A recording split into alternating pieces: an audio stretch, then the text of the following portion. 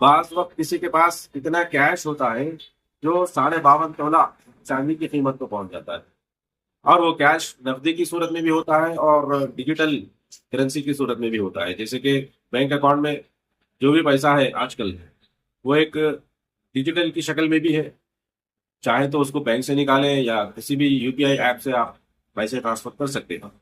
اور اسی طرح وہ پیسہ جو شیئر مارکیٹ میں لگا ہوا ہے، وہ بھی ایک طرح سے آپ کی ڈیجیٹل کرنسی ہی مانی جائے گی، کیونکہ شیئر مارکیٹ میں آدمی پیسہ انویسٹ کرتا ہی ہے کاروبار کے لیے، ٹریڈنگ کے لیے۔ جس طریقے سے بھی شیئر مارکیٹ میں پیسہ لگا ہوا ہے، چاہے میوچل فنڈ میں ہو یا آپ سوئنگ ٹریڈنگ کر رہے ہو یا آپ نے صرف انویسٹمنٹ کیا ہو، بس اوقات یہ بعض لوگ ایک اسٹاک خرید کر چھوڑ دیتے ہیں۔ اس طرح پراپرٹی میں، ریل اسٹیٹ پراپرٹی میں ایک مکان خریدتے ہیں یا پلاٹ خریدتے ہیں، لیکن اس میں جب تک نیت نہ ہو فروخت کی تو اس پر زکوٰۃ نہیں ہے۔ اسی طرح انویسٹمنٹ میں بھی جب تک کسی انویسٹمنٹ سے فائدہ اٹھانے کی نیت نہیں ہے، اس انویسٹمنٹ کو بیچنے کی نیت نہیں ہے، جب تک اس میں زکوٰۃ نہیں ہے۔ یہ سوچ غلط ہے۔ کوئی بھی اسٹاک حلال کی کیٹیگری میں رہتا ہے، لیکن ہر 3 مہینے میں وہ تبدیل بھی ہو سکتا ہے۔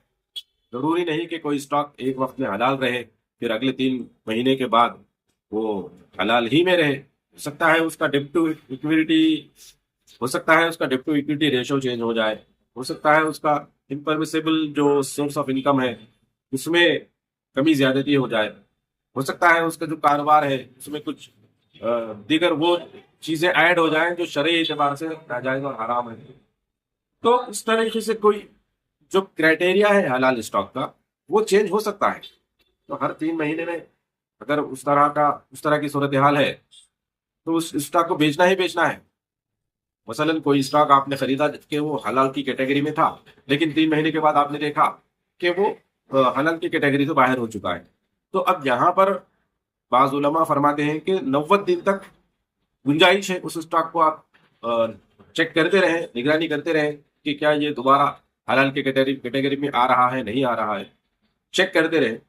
اگر نہیں آیا تو 90 دن کے بعد کسی بھی صورت میں فی الفور اس اسٹاک سے باہر آ جانا ضروری ہے، اس اسٹاک کو بیچ دینا ضروری ہے۔ تو زکوٰۃ جو شیئر مارکیٹ پہ آپ جس اعتبار سے بھی انویسٹمنٹ کیے ہو، ان تمام طریقوں پر زکوٰۃ واجب ہوتی ہے۔ اس بات کو ذہن میں رکھتے ہیں۔